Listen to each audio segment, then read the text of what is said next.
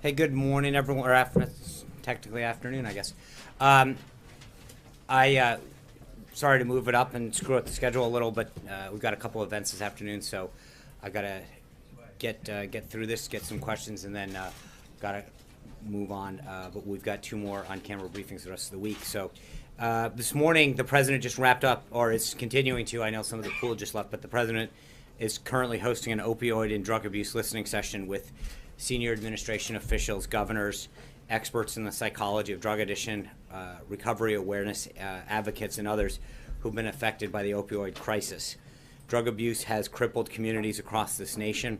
In 2015, more than 52,000 Americans, that's 144 people a day, died from a drug overdose, with 63% involving an opioid, according to the CDC. Drug overdoses are now the leading cause of accidental death in our country. As the president discussed with the group this morning, we won't be able to address this epidemic with a single solution. First, we must get struggling Americans the help that they need. Too many families have seen firsthand the destruction that drug abuse can bring, and we must also focus prevention on law and enforcement. Cheap heroin is flooding into our communities as drug cartels expand into the country, setting off a chain reaction of addiction that spreads from person to person and from family to family. President Trump has already taken executive action to strengthen law enforcement and dismantle criminal cartels. He and his team will continue to discuss how best to root out this threat to American communities with drug enforcement experts as we continue this fight. Stopping this epidemic is an issue that every American, regardless of your political background, can and must get behind. We must work together, from the leaders of the most local and community recovery and support programs, all the way to the White House, to solve this problem. The White House took a big first step this morning in our battle to combat drug addiction and the opioid crisis by meeting with these individuals, which included New Jersey Governor Chris Christie, who has been a leader in this issue, Attorney General Sessions, Education Secretary DeVos, Veterans Administration Secretary Shulkin, Homeland Security Secretary Kelly, and others were in attendance. A full list of participants has been provided. I will say, I know the pool was just in there. It is some of the stories from some of the individuals who have been involved in this with a family member are unbelievably compelling. Their desire to see and to work with the administration to get this problem addressed is one that is plaguing communities, and I know the president places it at the highest priority.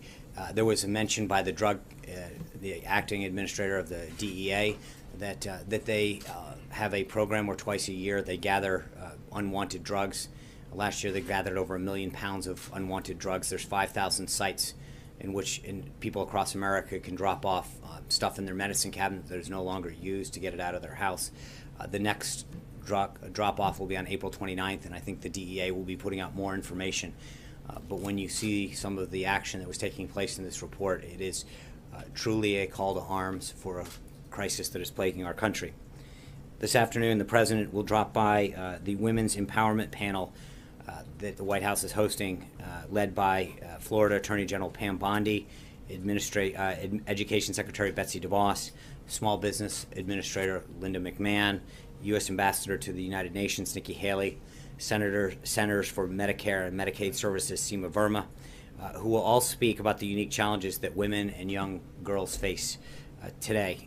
Vice President Pence and the First Lady will also be in attendance. The president is proud that his administration is full of so many female leaders, from who will be on stage this afternoon to those so that their incredible work doesn't always make headlines, but is certainly felt across the federal government and across our nation.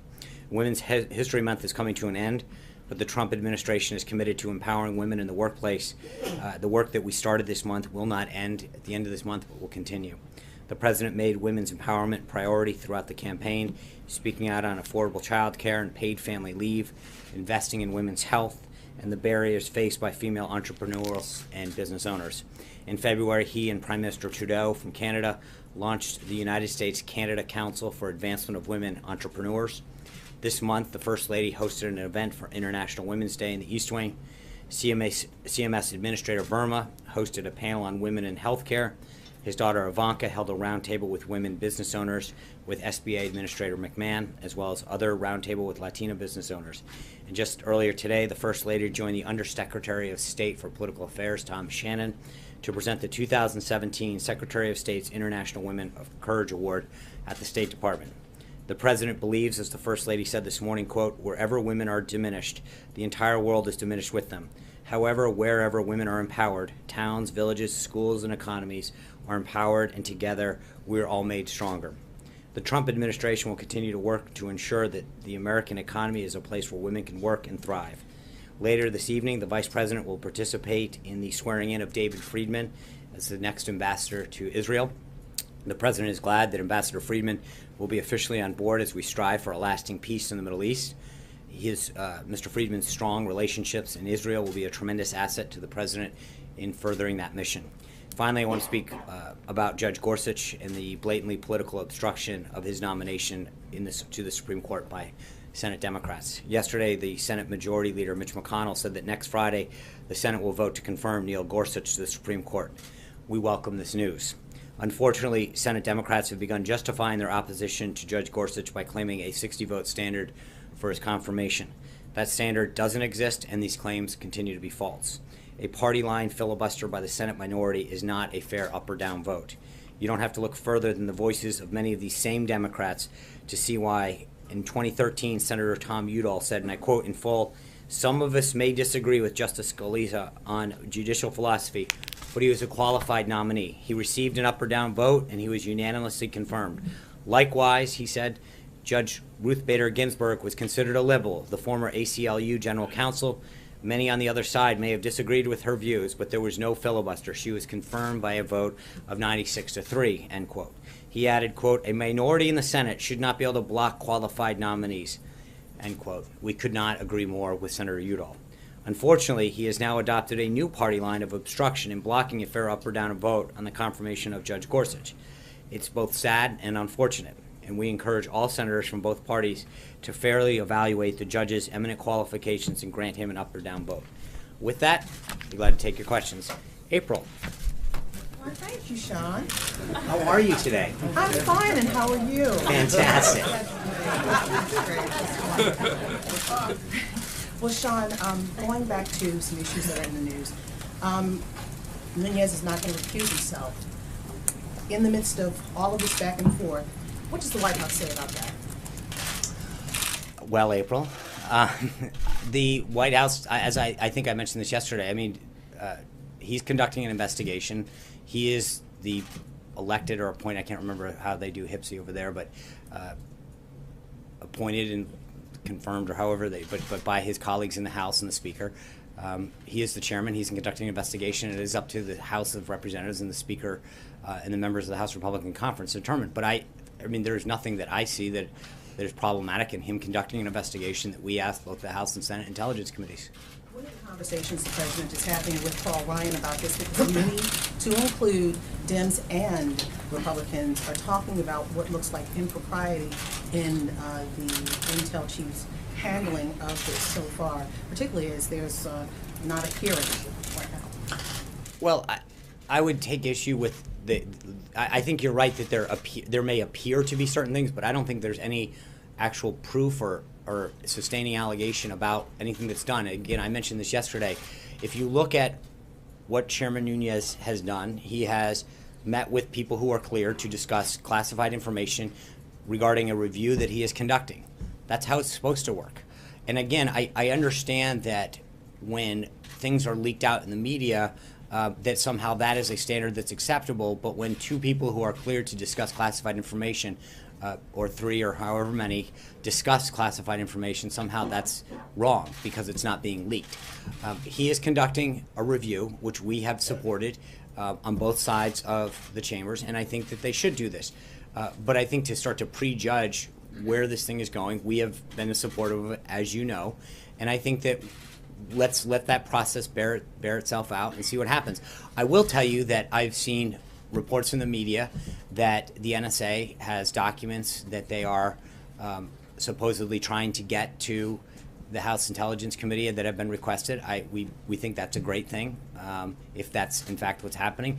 But again, I think part of this all gets back to that there is a process.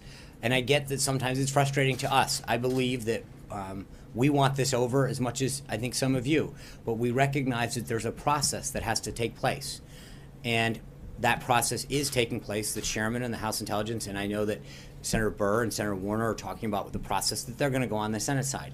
Some of these things take a little bit of time, and to the extent that they are gathering the appropriate documents and looking at those things, then that's part of the process and the review that is being undertaken, and we're fine with that. And second topic, tax reform and infrastructure. Reports are saying you're going to do it together. And ACA, Obamacare, going into Trump care at that time, tax reform and infrastructure were said to be some of the reasons why you did not come up in the budget with eliminating the debt. Do you have cost estimates as it relates to tax reform and infrastructure as of yet? No, because I think you need to have plans laid out first, and I think part of this is that we're in the beginning phases of both of those. To have a score on either one of them or a cost when we don't have those formalized yet, and I think we're in the beginning phases of having those discussions with both stakeholders, members of Congress on both sides, and obviously internally the formulation of those plans is continuing. So until that happens, I don't see us having a formal cost or a score. CBO now? It's not a question of trust. Remember, I want to be clear about what I've said before. I think when it comes to cost estimates and budget issues, which is what CBO is charged to do, they are the Congressional Budget Office. And while I think sometimes they're a little off on that, that is what they're charged with doing. And I think there's a score where I think it's not a question of trust, it's a question of accuracy. And I think that the issue that we previously brought up was when they had scored people and coverage, which isn't necessarily their wheelhouse, they had been way off. And again, I don't think it's a question of us trusting or not. It's literally a question of saying they believed that 26 million people would be on Obamacare, 10.4 were and falling. I think that's not a question of whether we trust them or not. It's a question of that those are the facts. And those facts bear out that they were off by more than 50% when it came to counting people. And I just want to be clear that it's not a question of whether we trust them. I would ask whether that's really what they're supposed to be doing. Major. Sean, let's go over a couple things that we talked about on Monday. On Monday, you said to us from the podium you would look into how Chairman Nunes was cleared here and with whom he met. Can you give us, we tried to ask you that yesterday as you walked out. Do you have any information to live up to the commitment you made here on Monday to provide more details about how that happened in a process you just told us that, again, is above board and totally appropriate? I don't have anything for you on that at this time. But again, I don't. What are you looking into? I have asked some preliminary questions. I have not gotten answers yet, and I think so no, I don't have anything further on that. But again, I would argue, Major, it's interesting, and I brought this up the other day, that there seems to be this fascination with the process. It's how did he get here? What door did he enter? As opposed to what's the substance of what we're finding. When I get, not from you, and I'm not trying to be, but it's so many times I get these calls that we have an unnamed intel source that says the following substance occurred. Do you admit it? Do you deny it? Whatever. And we have this argument over substance. In this case, the fascination is with what door did he come in? Who did he meet with? How did it get waved in? As opposed to what I think it should be, and ironically it's not when it's the shoes on the other foot, is what's the substance? Just yesterday, just to be clear, we started this day with the Washington Post falsely posting a story saying the White House blocked Sally Yates, right? By the end of the day, it's officials blocked Sally Yates. They were wrong, and they jumped to a conclusion based on whatever unnamed sources. And I think that what we're trying to do is argue that there should be a process. The chairman of the House Intelligence Committee and others are going through a review. We support that review. And so as much as I understand that everyone wants to jump to how did everyone get in? What did they do? They're undergoing an investigation. I have a substantive question about that. Okay. But I'm just asking you about something you told us. No, I said I would look into it. Are you going to continue to look into it? I will. I will look into it, and whether or not. You live up to that obligation. I will. But the obligation is, I said I would look into it, and I would continue to do that. Okay. So you said yesterday about Sally H. Show what you know. Well, one of the reasons that there's this question about Chairman Nunes is he hasn't told his own committee members what he knows, how he learned about it, and what the substantive importance of that is. So we are also curious about that. And among the things that might be or might shed light on that, is how he got here and who he met with and what he learned. Right. We're trying to figure that out as well. I understand, and I think those are questions for Don't you him. wanna know those And I think, I he's also not think, standard, he but should be but I held think to. that, Major, that there's a slippery slope that we're talking about here, because if we start looking into certain things, then the accusation the next day is gonna be, you know, you looked into this, can you look into that? Why did you ask this person or not? I mean, a couple of weeks ago when there were stories about whether or not we called certain people and we didn't. So we're damned if we're doing, we're damned if we don't on this stuff, because on the one hand, you want certain answers. On the other hand, you want to talk about us being involved. And I think we've tried to keep, if we asked for an investigation, and at the same time, we've tried to make sure that we allow that review to go on, that both the House and the Senate Intelligence. So we can't cherry pick every time that you decide that a piece of information is relevant to what you want. I think that we know that they are undertaking a review. Hold on. Going on, and the members of the very committee But that's- themselves say they don't know Fair enough, what is and being that's discussed. right. How is the process going forward? How is that a workable Okay, process? but what I'm saying is, the answer to that question is, that's a question for Chairman Nunez. I don't have any authority over how the House Intelligence Committee conducts itself. That's a question. You have authority about whether he gets into this building and can I- review I- secured information But- on this site. But how he conducts himself with his members, when and where he shares things, et cetera, are issues for him and the committee and the House of Representatives, not for us. That's it, plain and simple. John. Sean, we know that members of the House Freedom Caucus, the Tuesday Group, Republican Study Group, are up on the Hill trying to see if they could come to some sort of an agreement to find a way forward on health care. How real does the White House think this possibility of resurrecting health care is? Well, I think the president from the early days of his campaign talked about repealing and replacing. It's a commitment that he made. I think he'd like to get it done. But he also understands, and I don't want to be, I want to be completely consistent with two things. One is he understands that in order to get to 216, we have to make sure that it does what he said it was going to do, that it achieves those goals of lowering costs and creating more options. And so we're not going to create a deal for the sake of creating a deal that ends up being not in the best interest of the American people. You've got to know when to walk away from a deal that is going to end up bad. And he wants to have a good deal. And so the deal that he's looking for is willing to have members come and talk to him and engage with on this whole area and figure out what it would take, what their ideas are to get there to grow that vote. And if they can do that and get to an area where we will have a majority of the House and can move it to the Senate, then we're going to engage in that. But we've seen members of both sides of the aisle engage with the White House on ways that are potentially ways to get there. And so it's a conversation, and we're not trying to jam that down anyone's throat right now. It's an ongoing discussion. Does the White House share the frustration of many Republicans in Capitol Hill and the sentiments that the House Freedom Caucus, quote, botched this? I think the president's comments on this speak for themselves. I just have one more. Of course. And on the same thing. The president and members of the White House have suggested that maybe we could get some Democrats on board, healthcare reform. That the fact that no Democrat, not even one Democrat, supported the last attempt, and given the desires of the Freedom Caucus versus what the Democrats would be looking for, is it reasonable to think that even one Democrat would come on board this? No, I mean, I think it is not unreasonable No, I said, is it reasonable? I think it depends on how they want to get there. I mean, again, there's a balancing act. It's not about just picking up one. It's picking up enough to get to 216, and it's what does that take without compromising the principles that you want to achieve. So is it possible? Sure, that there's a handful or so, or maybe more, Democrats that are willing to engage, but it's worth the conversation. But again, isn't this kind of a Boehner tactic to say, okay, if you're not going to work with us, It's not- as no, Freedom it's a- Caucus, we're going to go to the Democrats? No, it's a tactic to get to. I mean, it's a math tactic. It's how do you get to 216 in this case, and it's engaged with whoever will get you to that number. Now, as I mentioned yesterday, I mean, over the course of 17 months, Obamacare, failed and started multiple times.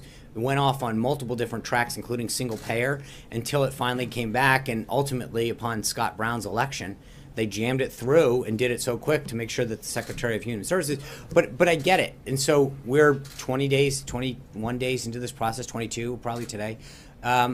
So we'll see. But I think the idea that the president has put out there is that if people want to float ideas and suggestions on how we can grow this vote and get to a majority, he'll entertain them. Tamara. Yeah, thank you. I have sort of a lightning round about opioids. Is a commission being created? Is Chris Christie the head of that commission? He was sort of talking about it, but I haven't seen anything on it. And what sort of timeline will that commission have in terms of presenting findings, or what's the goal of this thing? Well, I think it's easier to start with the goal. I think if you see the roundtable, and I know the pool will have a readout of this afterwards, the goal is to figure out, I think Governor Christie's been a leader of this in New Jersey. It's an issue that plagues countless communities more and more. And so, whether it's New Hampshire or other places in the Midwest, it's sitting there and figuring out best practices and how can we get it down and how can we provide the treatment. I think the DEA administrator was noting in the discussion that we've gotten really good at law enforcement, right? But the question is, how do we focus on the treatment? How do we focus on the prevention? How do we look at things that happened in the past to deter drug addiction from starting in the first place and to deter young people in particular from starting with drugs, to now, how do we help families cope with this? There's a lot of it. And I think today is the first step of bringing some of these stakeholders together. But like I just mentioned on the other thing, I appreciate that everyone wants the answers, but I think that there's a reason that you're looking at this as two things: a whole of government and a whole of person, right? It's looking at how do we look at people to help them get the recovery, stay clean, not start in the first place, help them get them into treatment centers, help them get a job afterwards. I mean, there's a lot of whole of person, but then there's a whole of government. As I mentioned, you're looking at around that table today, you've got families and parents and individuals who have been personally affected in one way, shape, or form. You've got Governor Christie, who's dealt with it at a state level. You've got Pam Bondi, who's looked at it from a state level. You've got Secretary Kelly, who's looking at it from Homeland Security, DEA, who's looking at it partially from a law enforcement. Then you've also got Secretary of DeVos, who's looking at it from an education and a prevention. And it is a big, big issue that is plaguing our country, plaguing our communities, and plaguing our families. And so I wish I could give you an answer and say this is how we're going to solve the problem. But I think the first step is understanding the problem, the magnitude of it, and looking at how we approach it holistically. Yeah. The timeline for them coming back with findings, and then the president, when he was campaigning, seemed to endorse the STOP Act, which would prevent fentanyl from being imported, or help to prevent fentanyl from being imported from countries like China. Would he use his presidential bully pulpit to sort of push for that legislation now, which has not really gotten off the ground yet over in Congress? That was one of the, not the specific piece of legislation, not the topic in particular, but I think there was a lot of discussion about fentanyl and the rise of it today. And I think the Attorney General brought that up and was talking about the escalation of that from the 1980s to now. And so there is a look at it. But I again, as I mentioned, you've got the Attorney General there, law enforcement, education. Part of this is to really look at this and figure out what are the ways that we can address it from coming into the country. And the DEA administrator was talking about it, especially the flow from the southern border. But then you look at it from a law enforcement issue, a prevention issue, and a treatment issue. And this is I wish I could give you a really easy answer and say, here's the silver bullet that's going to stop this. But we recognize the growth of this problem in this epidemic, and how do we solve it going forward? John Gizzi. Thank you, Sean. Yesterday, Prime Minister Theresa May signed the letter that began the process for Brexit. A week ago, on Friday, Jean-Claude Juncker, who is the President of the European Commission, used some unusually strong language about the President, saying that his comments encouraging other Brexits could lead to war among the Balkan countries. And he also said in the end, and is quoted on page 1 of the Financial Times, that the President does not know a lot about Europe. What is the President's response to that? To Brexit in particular? Or to the comments by President Juncker of the European Commission and to Brexit? I think the President is very well steeped in world affairs, especially Europe, NATO, all of the issues. He was a leader in the effort to call Brexit, as you know. And obviously with respect to that, we respect the will of the British electorate and Her Majesty's government in taking steps of departing the European Union, whatever future the UK-EU relationship looks like. We want the UK to remain a strong leader in Europe, for both the UK, the EU, and Europe to remain strong leaders globally. So I think both on the EU and on that's Ronica. Thank you. I have two questions or topics, if you will. Just the first, what's the White House reaction to the shooting today at the Capitol? Well, it sounds like a very troubled individual. Obviously, I'll let law enforcement read that out, but I don't want to get ahead of. From what I understand and what I've seen, it sounds like a very troubling instance. I think, again, I don't want to get ahead of this, but it looks like law enforcement. I appreciate the efforts that the Capitol Police and others took. I mean, you literally watched people put their lives in harm's way today to protect tourists and other citizens, and so I want to commend the work of the Capitol Police and the work of law enforcement to continue to protect us at this time when Washington is in its glory with the cherry blossoms out and so many people are coming here to visit the Tidal Basin and their House of Representatives and the Senate and walk around Washington, D.C. It's reassuring to know that so many brave men and women are willing to put their lives on the line to make sure that the city stays safe. A second topic. Last weekend, the president spent the weekend here, not at Mar-a-Lago. I'm wondering, was that in any way in response to some of the pushback he's received about the cost associated with those trips? And part two of that, does he plan to be here again this weekend? So no, yes. He will. The president wanted to be here last weekend. He wants to be here this weekend. He'll be here, and then I will have updates on where he'll be going forward. But Does he feel any concern about that pushback? no, he feels great. Hunter. Thank you, Sean. President Trump is reportedly expected to sign legislation that would allow internet service providers to monitor internet activity and sell that information without users' permission. Will he be signing that legislation, and why does he think it's good for America? I'm wondering who this benefits apart from ISPs and their executives. I know the House and the Senate have just passed that. When they enroll it, then we'll have further updates on that. I'm not. When we have, I know that I believe we have a statement of administration policy on that bill out, and when we have further updates on a signing ceremony, I will let you know. Doesn't this erosion of protections create major risks for people to use that information for nefarious purposes? Also, hostile nations potentially looking at what congressmen are browsing online. Like, is that concerning to the White House? I think there's, as I mentioned, that we have a statement of administration policy on that bill. That we'll have further updates, and when we do, we sign it. I'm sure we'll have further details on why. Zeke. John, two questions and two topics for you. The commander of CENTCOM was up on the Hill earlier today and testified that the U.S. government believes that Russia has been supplying materially the Afghan Taliban. I was wondering if the White House has any response to that testimony, and does it believe that that's a constructive effort? I'm sorry, who's testifying? The commander of CENTCOM. Yeah, okay. That that's a constructive effort on the part of the Russian government in that region. I know there are several entities looking into this, and I'm not gonna. I will say that DoD's response speaks for itself. We understand the intelligence on this. The president's been briefed on it, so I'm not really sure what specifically you're. You're not condemning that action on the part of the Russian government right now. I think the commander, the CENTCOM commander's testimony speaks for itself on that. Second topic for you. About a month from now, the government will run out of money for another CR, as I'm sure you're aware. The president talked a lot about the campaign and in his budget request, funding for a border wall on the southern border with Mexico. Is that a deal breaker for the president in any sort of government funding measure in the next month or so? So, on April 29th, the CR expires, the continuing resolution, and we are going to be working with Congress on that, on the FY17 budget that needs to go forward. I know Director Mulvaney has talked about that. I'm not going to get into the specific details. I know that if you saw the budget they put out, I think it's $1.6 or $1.7 billion that he's initially put in the FY17 for the beginning of that wall, and there's 2.6 billion isn't there. I think that is our request. We will continue to work with Congress on how to move forward with the rest of fiscal year 17's budget. Blake?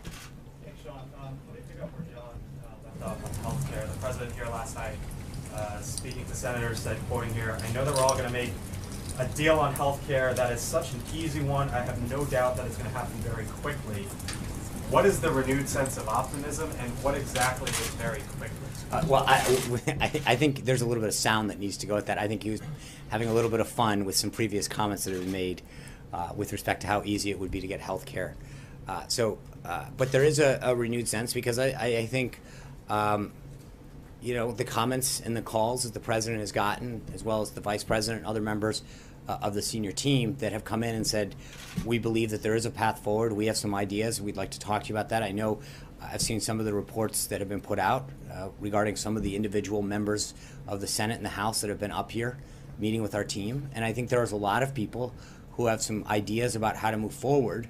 And we're entertaining those. But I think the interesting thing is that despite the setback that we got last Friday, I think there is a renewed willingness from a lot of members who've made commitments to the American people and to their voters that they want to see this done, and they understand that not getting this done means that, as I said, and the president echoed when he went up to the House Republican Conference, that there's going to be a consequence for this.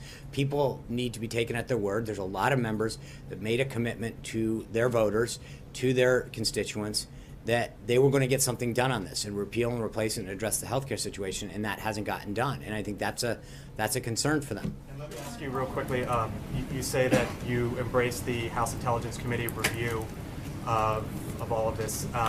John McCain said earlier today that because of the potential schism within that committee, that there should be a select committee that goes from this. Would you embrace that if that happens, and what would your response be? Again, I'm not going to get into House and Senate matters, but I as I mentioned at the outset to April, I believe that people, like, all that is, how they conduct themselves internally is up to them. That's obviously not for us to decide. But I think the question that I still think is outstanding is that what has happened is a review was called for, that part of it was already ongoing from what I understand, especially on the House side.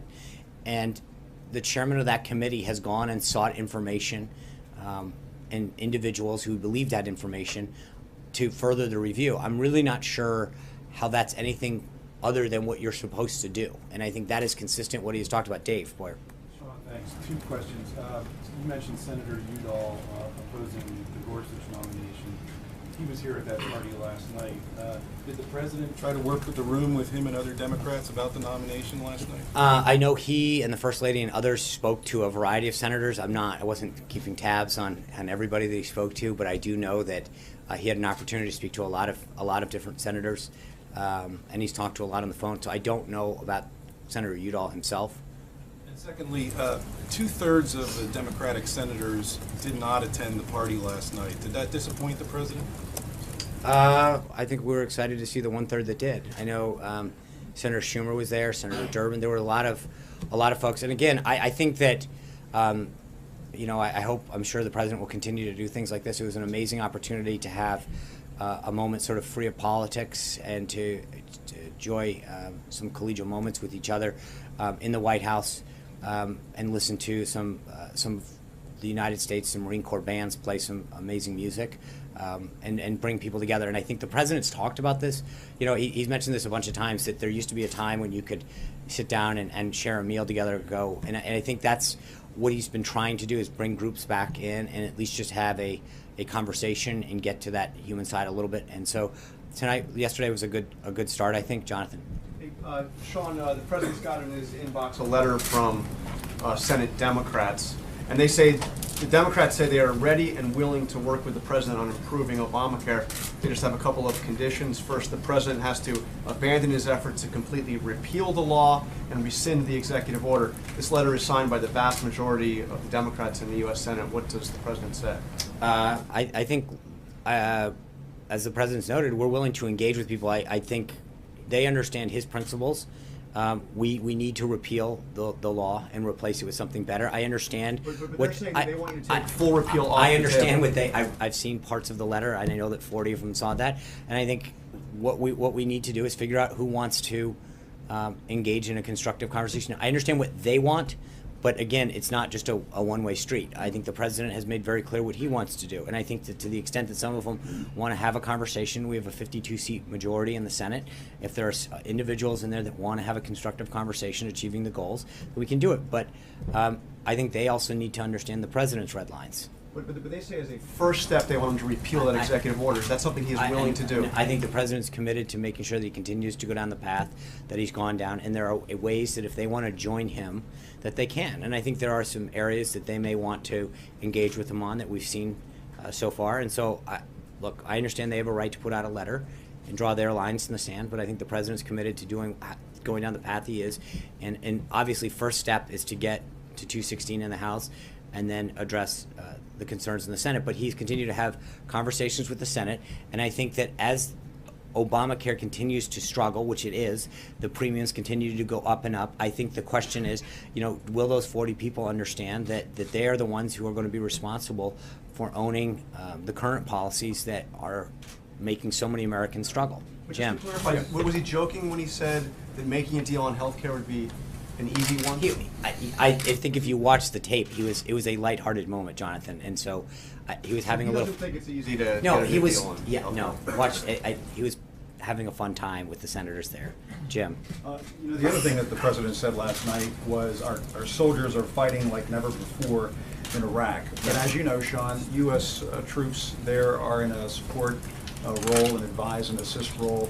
What does he mean? What does the president mean when he says they're fighting there like never before? Obviously, I think doesn't take into consideration what happened during the Bush administration and the Obama No. administration. I They were fighting appreciate. house to house. Yeah, I think that there's been some progress, particularly in Mosul, the way that they have taken back that city, and I think that for a long time there was a lot of concern about Iran moving in and dominating parts of Iraq, and I think with the advice and consent of U.S. military advisors, there's been tremendous progress in moving Iraq forward to an area of stability and to continuing to see the troops there in Iraq stand on their own. And I think that he is very pleased with the action that General Mattis and our soldiers and sailors, airmen, and Marines are taking to do that. Jeff. I was going to follow up. If you couple that comment with the comment on healthcare, it being the easy one to get that done, it sounds like he's